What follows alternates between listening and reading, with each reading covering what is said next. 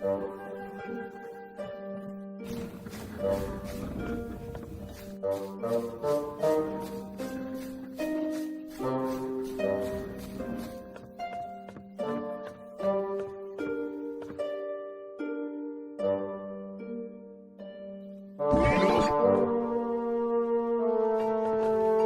done.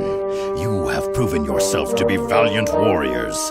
The door to the Hall of the Honored Fallen is now open to you.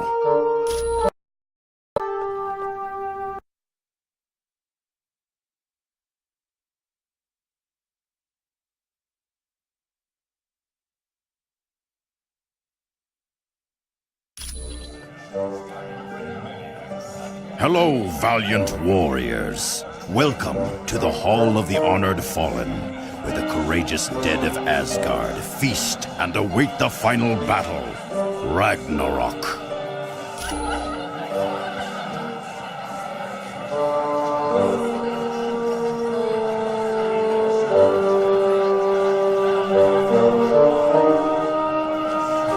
I tell you what, life is sweet at the X-Mansion. If it weren't for that big blue ape guy asking me when I'm gonna leave, I'd stay there forever. I've got one last idea to get solid evidence against her, but I need the password into her S.H.I.E.L.D. account. It's either Ivan Petrovich or Dr. Inez. Talk to Hank Pym about it.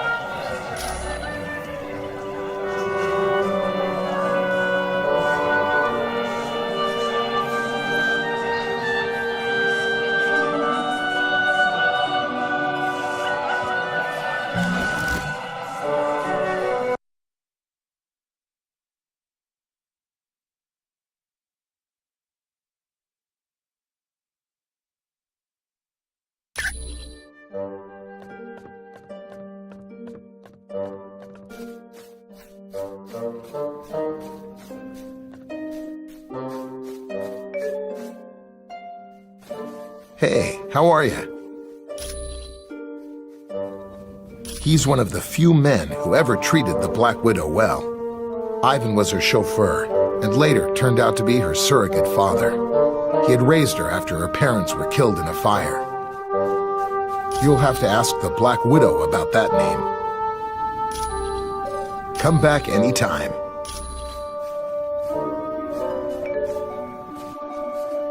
I am very sorry to hear about the death of Jean Grey. I am sure you did everything you could. Yes, he is a dreadful man. I hate to even think of his name. He created a drug known as the Deathless Frenzy. It sent its victims into a blind rage and then consumed their bodies. Completely reprehensible. It was no trouble at all.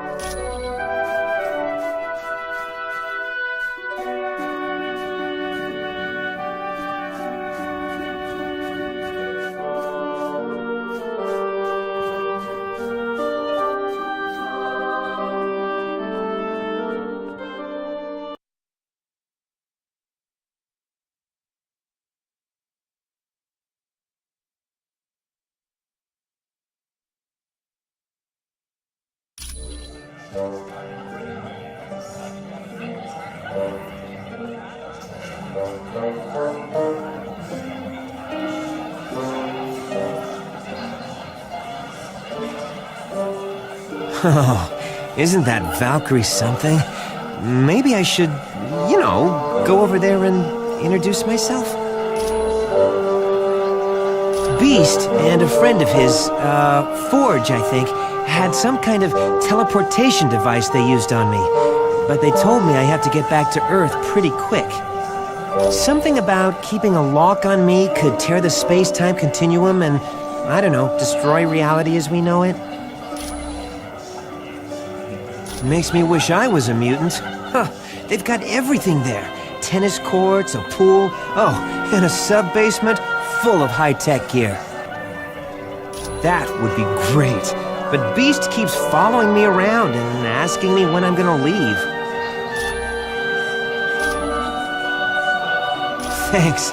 When you get back from your mission, I'll have some solid evidence against Black Widow. You can thank me later. With cash. Sit and drink with me. Now this is my kind of party. Look at all this food. Almost makes me wish I was dead. No problem. All right. Hey, how you doing? Me and Stretch was roommates back in college. Of course, we wouldn't have been if his first roommate hadn't have been such a yo-yo. Victor Von Doom. The guy took an instant disliking to Reed and me, which is quite a surprise, considering what an amiable chap I am. I kinda gave it to myself. I mean, look at me. I'm not exactly something you'd see walking down the fashion runways of Paris. Well, wouldn't you be? I got a face even a grandma could hate. Yep. After college, I joined the Air Force and got my wings. I'm not half bad as a jet jockey, if I do say so myself. Oh, it always comes back to this, don't it? Yeah, I was flying when the ship got hit by that radiation. That's when we became the Fantastic Four. No problem. Certainly. Why does that scoundrel named Weasel stare at me so? Ha! Don't make me laugh. A puny man like that is of no concern to me. Though I must admit, his stare is rather unnerving. Even to one such as I, who have endured the horrid sights of countless battlefields. I am Valkyrie, a chooser of the slain.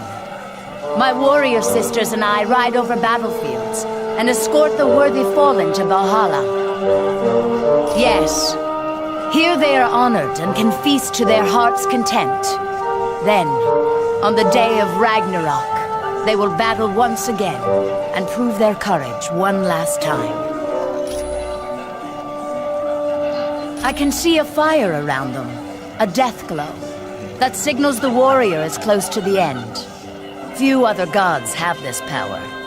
Long ago, I was allowed to roam the battlefields of Earth and look for worthy warriors. But Odin put a stop to that. I am now limited to the battlefields of Asgard. Fare thee well, human.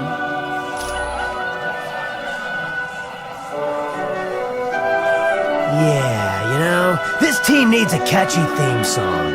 Something that mentions shaking your booty. We can call ourselves Deadpool and his lackeys. And we can all get matching uniforms. Something in a dark blue. That color really sets off my eyes. Yeah, we do. With capes. Look at Dr. Doom. He gets all kinds of respect. And you know why? Because he has a big, scary cape. Well, there is that. But you can't deny the cape really makes him look tough. But let's go him one better. Let's wear elbow pads and shin guards with spikes coming out of them. Now that's tough. No, I don't think so. You know how people talk crazy because they're insane? I talk crazy to keep from going insane. If only you knew what I've got twisting around in my brain, thanks to Weapon X. Yeah, I went there because they promised to cure my cancer. In a way, they gave me a healing factor like Wolverine's. And so many scars, I'm never taking this face mask off. I like your thinking, Sunshine. Hey, we could even form a band. Oh, heck yeah, just think of it.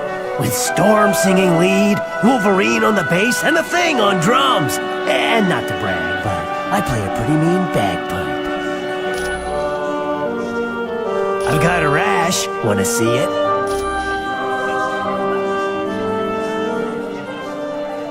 Greetings, and welcome to the Hall of Valhalla. That is putting it lightly. Though we were raised as brothers, Loki has always held me in great disdain. I don't know. Perhaps because he is of frost giant blood.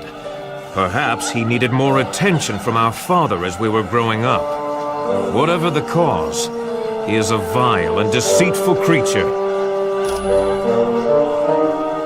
For many years, my father overlooked Loki's misbehavior, and many were the times that he tried to bring peace to us. But alas, he failed. My half-brother's hatred grew, and his name changed from the god of mischief to the god of evil. Since then, he has not only attempted to destroy me, but to take the throne of Asgard. He has come close several times. Once, he switched bodies with me and assumed my identity. Another time, though it embarrasses me to recall, Loki turned me into a frog. My father once even imprisoned Loki in a tree. Of course, no prison can hold the god of evil. He escaped and has gone on to commit numerous crimes against Asgard and Earth. Fare thee well.